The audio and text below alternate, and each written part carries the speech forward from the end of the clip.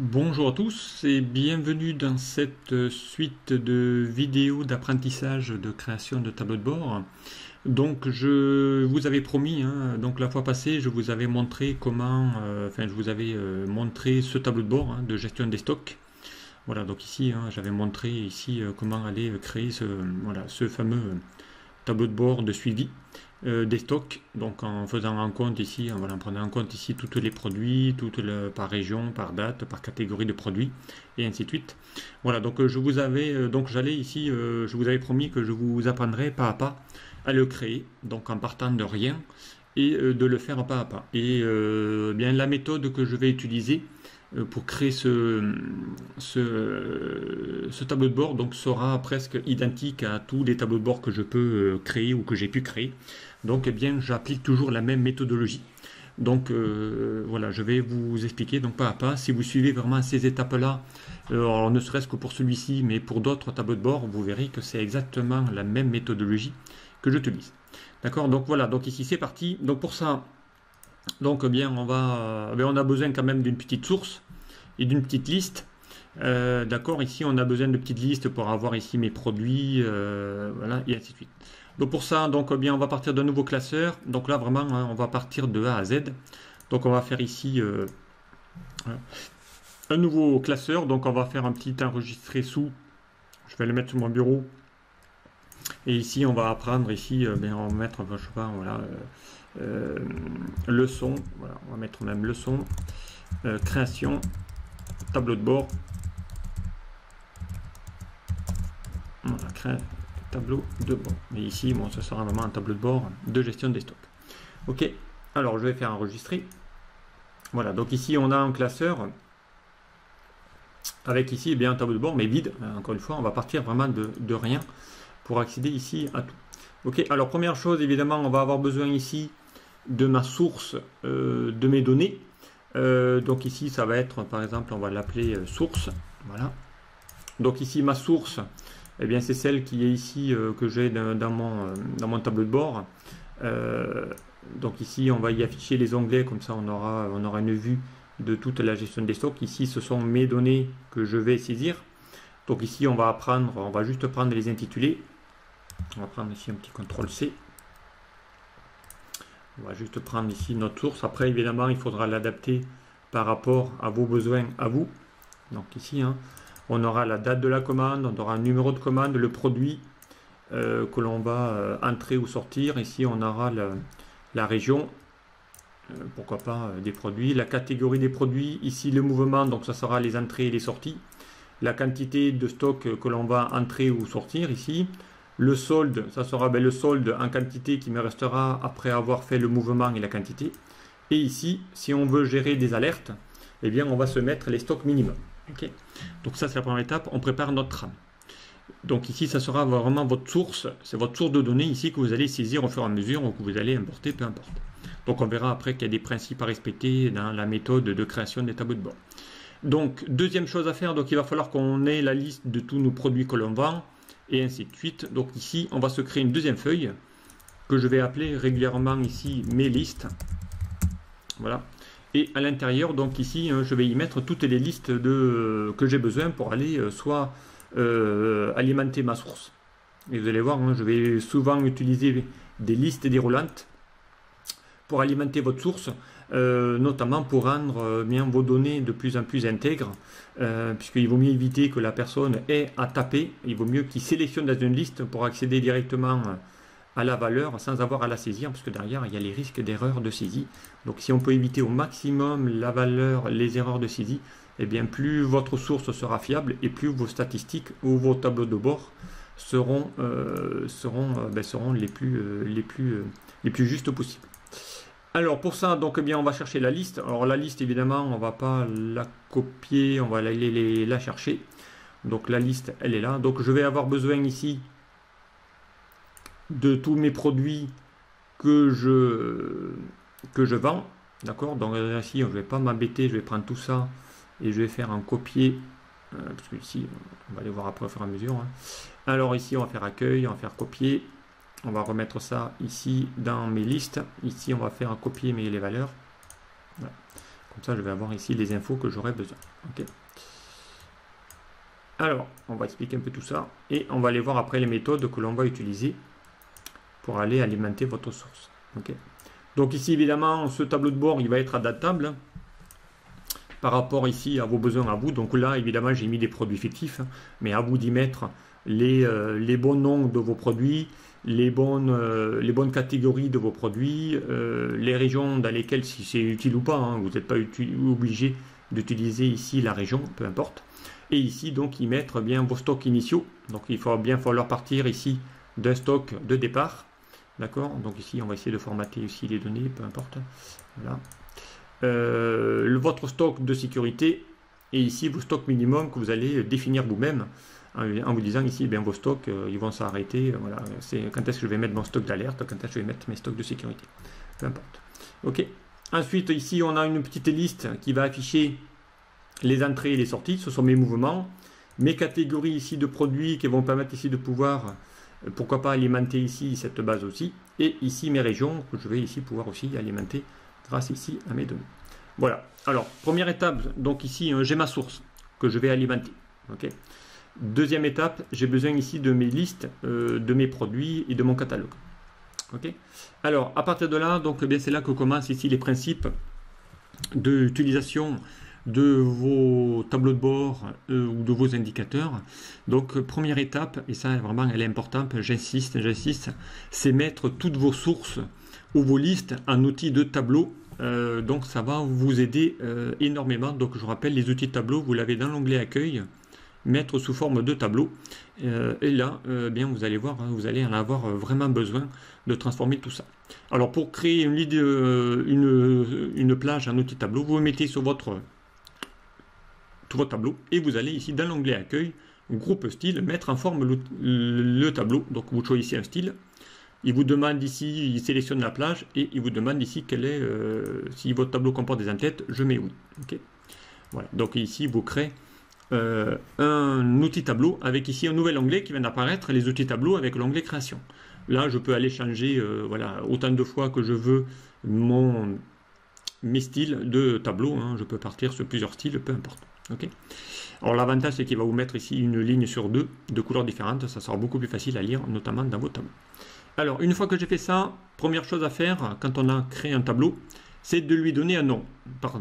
Par défaut, il appliquera toujours tableau 1, tableau 2, tableau 3.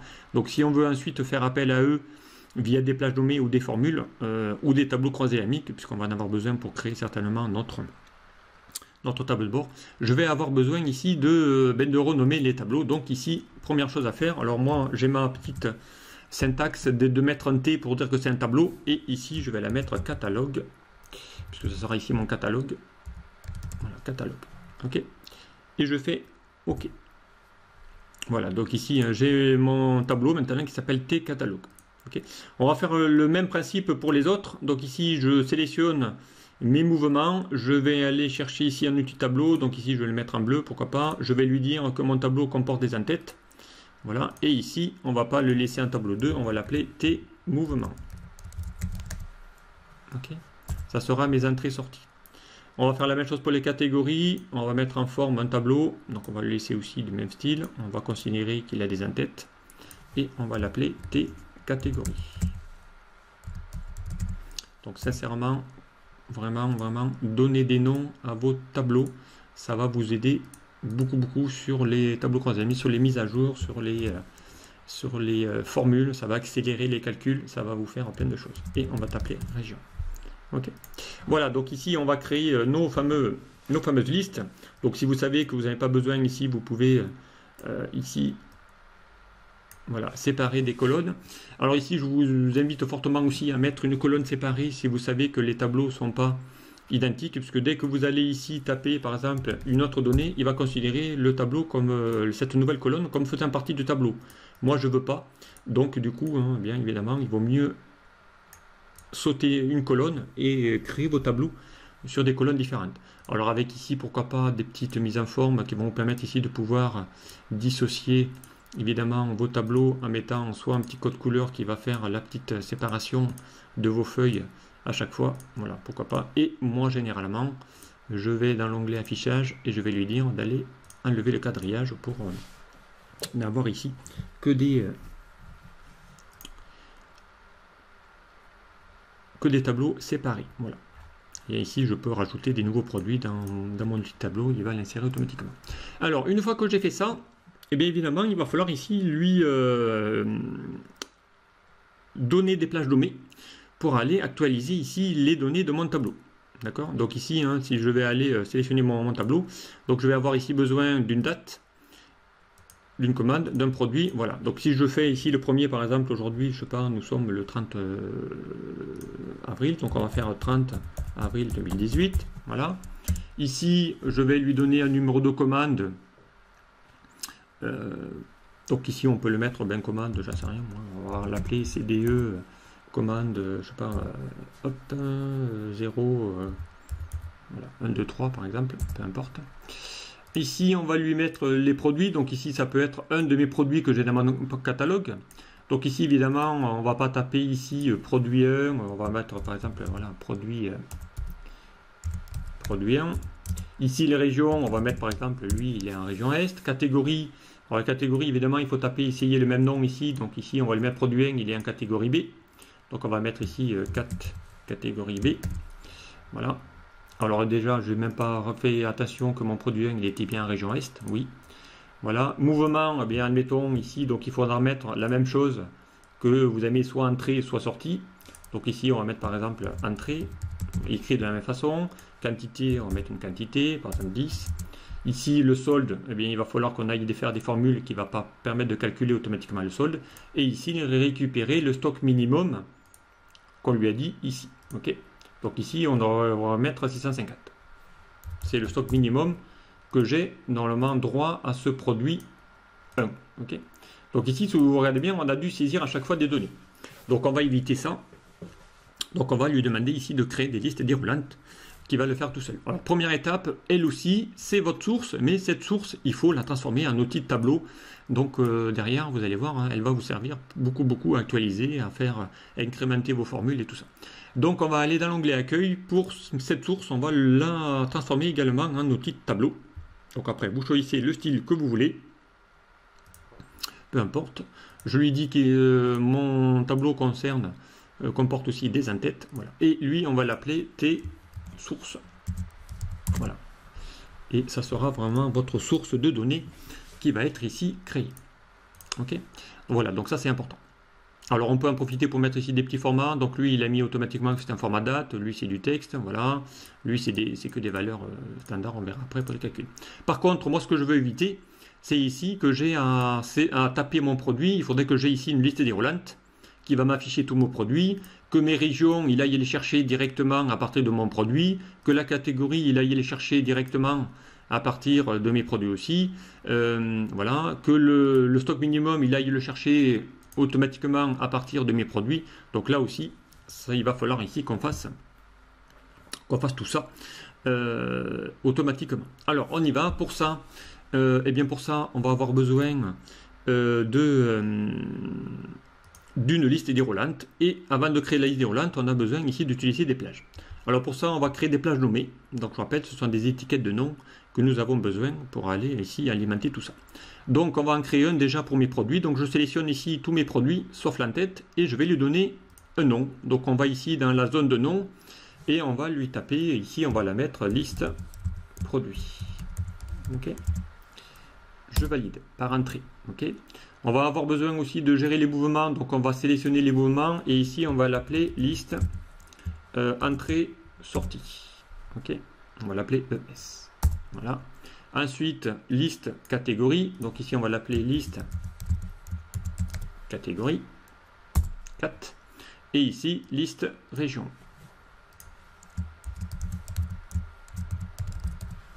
Voilà. Et on valide par entrée. Alors, pour vérifier qu'on a bien toutes mes plages nommées, mes listes nommées, mes étiquettes nommées, donc on va dans l'onglet formule et on va ici, dans le groupe non défini, lui afficher le gestionnaire de noms. Et là, normalement, si je ne me suis pas trompé, je dois bien avoir ma liste catégorie, donc qui se trouve là. Donc si je clique dessus, il va bien sélectionner ma plage. Si je clique sur les entrées-sorties, il va bien sélectionner mes entrées-sorties. Si je liste sur mes produits, il va bien sélectionner ma liste des produits. Voilà. Ici, je vais cliquer sur mes régions, il va bien sélectionner mes régions. Donc ici, on a bien un distinguo entre mes plages nommées et mes tableaux. Donc ici, j'ai bien tous mes tableaux qui sont déjà créés directement. Maintenant, il n'y a plus qu'à lui insérer mes listes déroulantes dans ma source. Donc ici, on va la créer ici dans cette cellule-là. Donc je me mets au niveau de mon produit. Je vais dans l'onglet données. On va lui dire ici d'aller dans les outils données, d'aller chercher l'outil validation de données. Ok, on va cliquer. Il va vous ouvrir une boîte qui s'appelle validation de données. On va lui autoriser quoi? Une liste. Voilà. Et dans la source, on va aller chercher cette liste. Donc ici, hein, la touche de fonction miracle F3 qui va vous afficher ici toutes les plages nommées que j'ai créées. Donc on va chercher celle qui s'appelle liste produit et on fait OK. Et on fait OK. Donc là, maintenant ici, j'ai bien ma liste de mes produits qui vont s'afficher. Donc ici, je peux aller resélectionner mon produit. On va faire la même chose pour les régions. Donc on va créer une liste pareil avec ici F3 pour aller chercher mes listes de mes régions. Je fais OK, je fais OK. Donc là, j'ai bien ma deuxième liste automatiquement. Alors ici, on va faire la même chose, catégorie, liste, validation de données. On va aller créer une liste, F3, je vous rappelle, et on va aller chercher mes listes de catégories. On fait OK, j'ai bien ici toutes mes catégories. Entrée-sortie, pareil, liste. Voilà.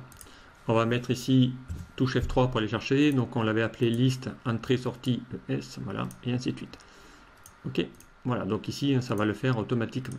Alors, on peut aller encore plus loin, parce que derrière, je peux lui dire que dès que je vais sélectionner mon produit, il faudrait qu'il aille chercher directement ma région.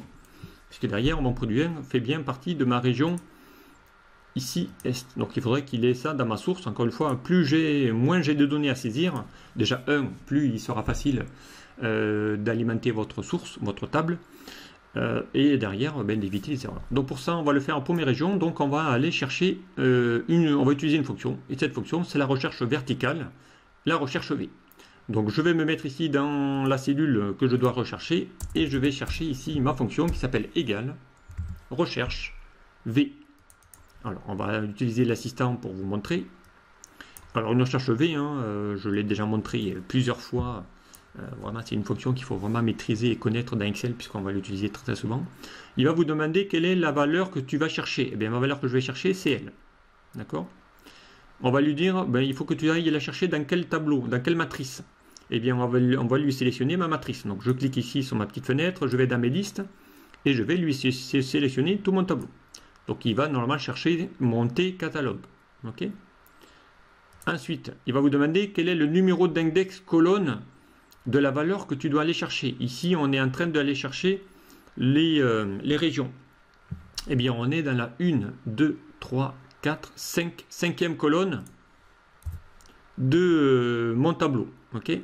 Et il va vous demander, est-ce que tu veux la valeur vraie ou pas? Oui, je veux la valeur vraie, donc il faut mettre faux. Attention, pour trouver la valeur exacte, il faut mettre faux. OK? Je vais faire OK. Donc là, il va chercher le produit, la région Est. Si j'avais cherché le produit 3, il va bien chercher le produit Ouest. Pourquoi? Parce que le produit 3 est bien en région Ouest. D'accord? Alors, on va lui mettre ici produit 1. Et dans toute recherche V, on va éviter qu'il y ait des erreurs, parce que si je mets rien, il va vous mettre NA. Voilà, donc là, c'est pas très très joli. Donc du coup, on va pour éviter ça, on va lui mettre un si erreur. Si erreur. On va lui dire, si tu vois qu'il y a une erreur, tu vas d'abord afficher la valeur et après tu mettras la valeur s'il y a une erreur. Donc pour ça, on va cliquer dans valeur si erreur et là, on va lui mettre un petit chat vide en lui disant OK. Voilà, donc ici, comme ça, comme ça, quand je ne mets plus rien, il y aura plutôt un champ vide dans votre source plutôt que de mettre NA. OK. On va faire la même chose pour la catégorie. Donc on va faire égal, recherche V. Il va toujours aller devoir chercher mon produit. Dans quoi? Dans ma matrice. Bon, ma matrice, c'est toujours mon T. Voilà. Catalogue. On va lui demander d'aller chercher le numéro d'index. Donc la catégorie qu'il doit aller chercher, c'est la 1, 2, 3, 4, 5, 6, 6e colonne. On veut la valeur exacte. D'accord? Et je ferme ma recherche V. D'accord? Et dans le doute, je mets un petit si erreur pour éviter toutes les erreurs. Sinon, je mettrai un champ vide. Voilà, donc catégorie B, il va le mettre. Si je vais chercher mon produit 5, c'est bien région nord, catégorie A. On va vérifier. Produit 5, c'est bien catégorie nord. Région nord, pardon, catégorie A. Ok, on continue. Donc les mouvements, là, ben, c'est nous qui devons le saisir. Ok, peu importe. Les quantités, c'est eux qui vont les saisir. Et on va devoir aller chercher le stock minimum de mon produit, 5. Donc là, pareil, égal, recherche V. On va lui demander d'aller chercher cette valeur, toujours à partir d'une table source qui sera ici. D'accord. Et on va lui dire d'aller chercher mon stock minimum. Donc il se trouve à la 1, 2, 3, 4e colonne. Donc on va lui mettre ici 4. Et on veut toujours la valeur exacte. Voilà. Et évidemment, lui aussi, s'il ne trouve pas, on va mettre un si erreur. Ça va éviter les oublis. Voilà. Hop. Voilà, 650. Donc si je vais chercher voilà, un produit 10. Produit 10, c'est bien région Est. C'est bien en catégorie B. Voilà, et il a comme stock minimum 550. Donc on va les vérifier.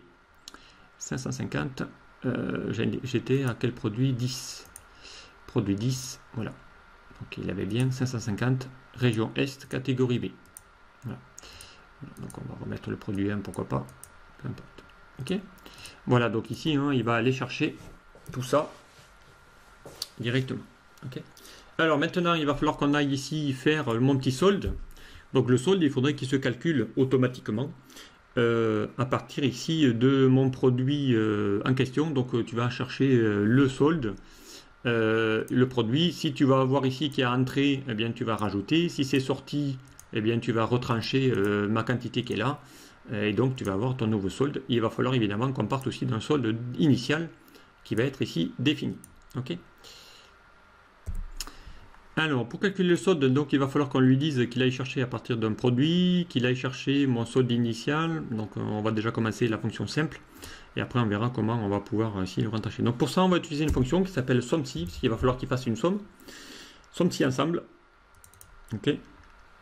Donc, il va vous demander ici d'aller sélectionner la plage. D'accord. Alors, la plage, elle va être quoi? Ça va être en fonction ici de mes quantités. Donc ici, il va demander la plage de la somme. Donc ici, il va falloir qu'il aille à chaque fois chercher toutes les quantités de correspondantes. Donc ici, on va lui dire d'aller chercher les quantités. Alors attention, on va éviter, comme on est un outil tableau, d'aller sélectionner ici la somme des quantités. Donc il va falloir qu'il aille le mettre plutôt, on va lui dire ici qu'il aille chercher ça en G2, 2 points, on va pas la plage, hein, G2, ok. On va lui bloquer ici la ligne 2, donc c'est-à-dire qu'il doit commencer de la ligne 2, mais il doit aussi le faire après. Donc ici, on va lui mettre un petit $, donc on va faire ici un petit F4. Voilà, F4, qui va lui bloquer la colonne. On lui débloque la deuxième plage, puisque derrière, il va falloir qu'il aille le vérifier sur tout le reste de votre tableau. Ok. Ensuite, il va vous demander la plage de mes critères. Donc évidemment, mes critères, il va falloir qu'il le fasse, cette somme, uniquement pour les produits. Donc ici, les produits se trouvent en C2. Donc là aussi, il va vous mettre les en-têtes, mais on va lui changer en lui mettant un C2, 2 points C2. En lui bloquant lui aussi, donc on va se mettre sur le premier, F4, pour lui bloquer les lignes et lui débloquer donc tout le reste. Donc ici on va lui dire de le faire à partir de la première ligne, mais tu vas le faire sur toutes les autres lignes. Ok, ça c'est ma plage. Ok, ensuite il va vous demander quel est le critère 1. Et bien le critère 1, donc ça sera ici mes entrées. Donc ici il va falloir lui dire sur les produits, d'accord, où il y aura ici mes entrées donc automatiquement. Alors, donc ici, il va falloir lui dire à partir ici de mes produits, hein, peu importe. Donc ici, ça sera toujours à partir de là, hein, voilà, de mon produit, d'accord. Et il va falloir ici lui dire, pareil, il va falloir qu'on aille faire une plage 2. Donc la plage 2, ça sera quoi? Encore une fois, ça sera ici à partir de ma colonne F. Donc là, ici, pareil, mon critère 2, ça sera eh bien, en fonction, soit c'est des entrées, soit c'est des sorties. Donc là, on va faire la même chose. On va lui dire ici qu'on est en F2. Donc voilà. Et 2 points, puisqu'il va falloir qu'il le fasse aussi sur les deux autres. F2, F2. Avec ici, on va lui bloquer en faisant F4. Voilà, les $. Aussi. Et là, mon critère, 2, ça sera évidemment, il faut qu'il le fasse sur le mot entrée. D'accord? Voilà. Et on valide. Donc là, il va mettre 10, ce qui est normal. D'accord? Donc ça, c'est juste pour les entrées. Maintenant, il va falloir que le dise, si c'est une sortie, il faut qu'il retire. Donc pour ça, on va faire... Ça, c'est que pour les entrées. Donc on va faire un petit CTRL-C de cette fonction. Ici, on va lui dire, eh bien, s'il y a des entrées, il va falloir que tu refasses la même chose, mais en lui faisant les sorties. OK? Et je valide. OK? Voilà. Donc ici, hein, ça sera toujours le solde. D'accord? Ça marche? Voilà. Donc ici, hein, ça va le faire. Donc si je mets sortie, bien évidemment, il va mettre au moins 10, hein, puisque ça sera mon solde moins 10. Hein, voilà. Entrée, pareil. Si ce n'est que là, dans mon solde, je n'ai pas pris en compte encore, dans cette formule-là, je n'ai pas pris en compte mon solde initial. Donc il faudrait que je lui dise d'aller chercher le solde initial en fonction du produit. Donc encore une fois, on va lui dire d'aller ici faire une petite recherche V. Donc ici, hein, devant, on va encore cumuler en lui disant, fais-moi une recherche, va me rechercher toujours à partir de mon produit. D'accord? Ici, on va lui dire dans quel tableau, toujours dans ma tableau des catalogues. OK? Et ici, on va lui dire d'aller chercher dans mon numéro d'index colonne, donc c'est deuxième colonne, le solde initial. D'accord? On voudra toujours la valeur 0. OK? Et à ça, je dois rajouter mon solde d'entrée et retirer mon solde de sortie.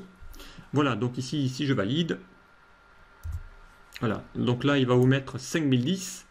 Pourquoi 5010? Donc ici, on va mettre ici des bons formats. Voilà. Pourquoi 5010? Parce que, eh bien, en produit 1, j'avais ici 5000 de stock initial. Et donc, eh bien, plus 10, hein, il va bien faire 5010. OK? Si je vais ici chercher le produit, je sais pas moi, le produit 5, voilà. Alors lui, il est à 6010. Pourquoi? Parce que certainement que mon produit 5 était à 6000. Je vais chercher mon produit 6 qui lui est à 2000. Donc là, il devrait me mettre 2010. Produit 6, j'ai dit. Voilà, 2000. Voilà, il devrait me mettre 2010 puisque derrière, il va chercher. Voilà, ici, je fais une sortie. Voilà, il va me mettre 1990. OK? Voilà, donc ici, hein, ça va vous permettre ici de pouvoir rapidement créer un outil tableau qui va le faire avec ici mon stock initial qui va récupérer et ainsi de suite. Voilà ici hein, déjà votre source est déjà quasiment prête. Vos listes sont déjà faites. Donc maintenant il n'y a plus qu'à saisir dans votre source pour alimenter votre source et ensuite eh bien, vous allez voir que les calculs vont se faire. Mais ça ce sera l'objet certainement du module ou de la leçon numéro 2. Donc voilà, on en termine ici pour la leçon numéro 1 et puis on se reverra très vite pour la leçon numéro 2. A très vite.